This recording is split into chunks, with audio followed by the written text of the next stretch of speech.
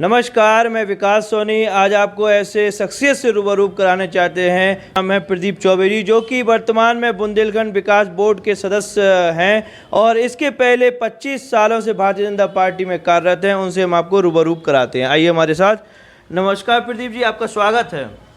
धन्यवाद सोनी जी। ये प्रदीप जी, आचार संहिता चालू हो गई है और धारा 144 लागू हो गई है। ये क्या माहौल है ललितपुर का, और हम आपकी बात करें पर्सनल तब। जहाँ तक भारतीय जनता पार्टी का सवाल है तो उसके पूर्व ही हमारे संगठन के द्वारा सारी तैयारियां पूर्ण कर ली गई थी। आप सभी लोगों को पता है कि कल 11 तारीख से हम लोगों का एक विशेष अभियान चला है, लाभार्थी संपर्क अभियान। सरकार की, केंद्र सरकार और प्रदेश सरकार की विभिन्न योजनाओं के द्वारा जो लाभार्थी हैं, उन लाभार्थियों से हमारे कार्यकर्ता, हम सब लोग टोली बनाकर बूथ सा संपर्क कर रहे हैं और इस समय हमारा ये टोली के माध्यम से लाभार्थियों से संपर्क अभियान चल रहा है। 226 ललितपुर विधानसभा के लिए आप टिकट की मांग कर रहे हैं, तो आपकी क्या क्या काम आपके द्वारा किए गए हैं 226 विधानसभा के लिए? मैं पिछले 25 साल से संगठन में काम कर रहा हूं और माननीय स्वर्गीय राजेंद्र अग्निहोत्री जी के साथ अपना राजनीतिक जीवन मैंने शुरू किया था और जब से जो भी जनपद के विकास के कार्य सामने आए उनमें हमने विभिन्न जनप्रतिनिधियों से मदद लेकर और उसके लिए संघर्ष करके उन कामों को पूर्ण कराने का काम किया है।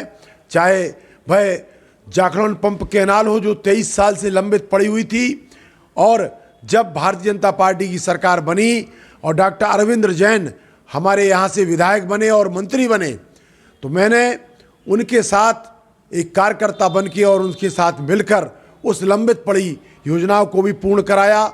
इसके अलावा सन 1980 में जो उच्च शिक्षा के विकास का आंदोलन हुआ था, उस आंदोलन में मैंने बढ़ चढ़कर पूरा अग्रणीय भूमिका निभाते हुए उस आंदोलन के माध्यम से ललितपुर जनपद में उच्च शिक्षा के क्षेत्र में काफ़ी कार्य करवाए, जिसके चलते राजकीय महाविद्यालय, पॉलिटेक्निक, ITI ये सब खुले। वर्तमान में भी मैं नेहरू महाविद्यालय का प्रबंधक हूँ, जो एक जनपद का 50 वर्ष पुराना एक शिक्षण संस्थान है। आज उसमें लगभग 5000 छात्र छात्राएं अध्ययनरत हैं। उसमें BSc agriculture, MSc agriculture, BSc bio, BSc math, BA, MA सारी की सारी क्लासें हैं। उसमें मैं प्रबंधक हूँ पिछले 25 साल। शिक्षा पे आपका फोकस पहली प्राथमिकता रही? शिक्षा पर हमारी फोकस रहा और स्वास्थ्य पर भी रहा। स्वास्थ्य में यहाँ पर जब मैं ये मांग कर रहा हूँ कि हमारी जैसी पाली तहसील है, भले वो तहसील बन गई है, लेकिन ये दुर्भाग्य है कि अभी तक वहाँ पर प्राथमिक स्वास्थ्य केंद्र नहीं है। मेरी पहली प्राथमिकता है और हर प्लेटफार्म पर ये मैं मांग कर रहा हूँ कि वहाँ पर शीघ्र ही चिकित्सालय वहाँ पर खोला जाए। चाहे पूरा कला में इंटर कॉलेज की मांग हो और चाहे पाली में अस्पताल की मांग हो। इसके अलावा भी बालाबेट और पठार के क्षेत्र में जो हमारे पानी का अभाव है, जो सिंचाई का अभाव है, पेयजल का अभाव है, उसके लिए जो व्यवस्था की बात है, उसके लिए हम लोग निरंतर प्रयासरत हैं। स्वामी प्रसाद मौर्य, इनके बारे में क्या कहना है आपका, जो कि सपा में शामिल हो गए? ये आया राम गया राम की जो राजनीति है उसके एक अंग बनकर यह उभरे हैं। आज ये बात साबित हो गई है कि इनके द्वारा जो कल कार्य किया गया उससे इनके परिवार के लोग भी सहमत नहीं हैं। जैसा कि अभी आपने देखा कि इनकी जो बच्ची है, इनकी जो पुत्री है, वो बीजेपी से सांसद हैं और उन्होंने साफ कह दिया है कि मैं भारतीय जनता पार्टी की नीतियों में विश्वास करती हूं और मैं अपने पिता के द्वारा उठाए गए कदम से सहमत नहीं हूं। भारतीय जनता पार्टी एक सिद्धांतवादी पार्टी है, विचारवादी पार्टी है और संगठन बेस्ड पार्टी है। ये भारतीय जनता पार्टी किसी के दबाव में आकर ब्लैकमेल नहीं हो सकती है।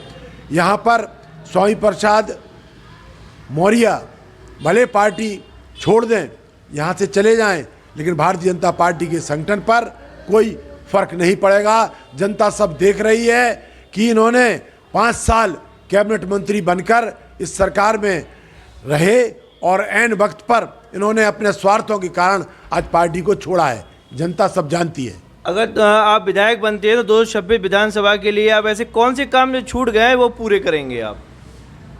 जहाँ तक विधायक बनने की बात है वो अभी हम ये नहीं कह सकते हैं, क्योंकि हम एक भारतीय जनता पार्टी के कार्यकर्ता हैं और जब तक भारतीय जनता पार्टी हमें प्रत्याशी नहीं बनाती है, जब तक हम ये नहीं कह सकते कि हम विधायक बनेंगे।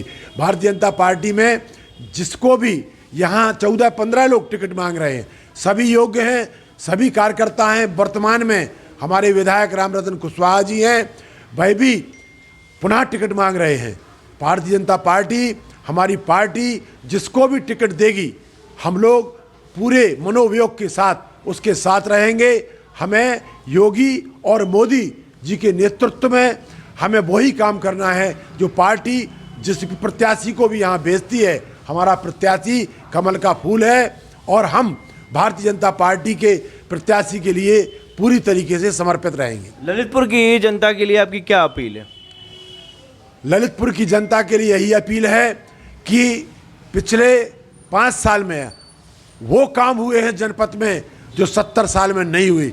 हमारे योगी जी ने और मोदी जी ने जो योजनाएं यहाँ पर लंबित की, यहाँ पर मेडिकल कॉलेज का काम प्रारंभ हुआ, यहाँ पर मेगा जो फार्मा पार्क है उसकी शुरुआत हुई है, यहाँ पर एरोड्राम की शुरुआत हुई है, यहाँ पर जो सड़कों का जाल बिछाने का काम CRF से हुआ है वह हुआ है।